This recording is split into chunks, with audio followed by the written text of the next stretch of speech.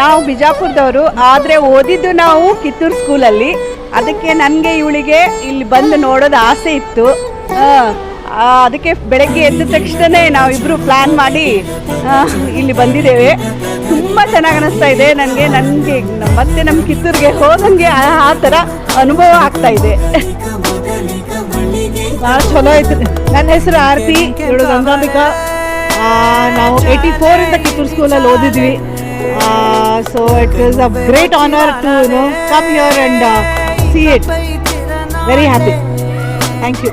గుండెల్లోనే వేగం పెంచావే, గుమ్మంలోకి హోలీ తెచ్చావే, నువ్వు పక్కనుంటే ఇంతేనేమోనే, నాకొక్కో గంట ఒక్కో జన్మే మళ్ళీ పుట్టి చేస్తున్నాను. ఇంకేం ఇంకేం ఇంకేం కావాలే.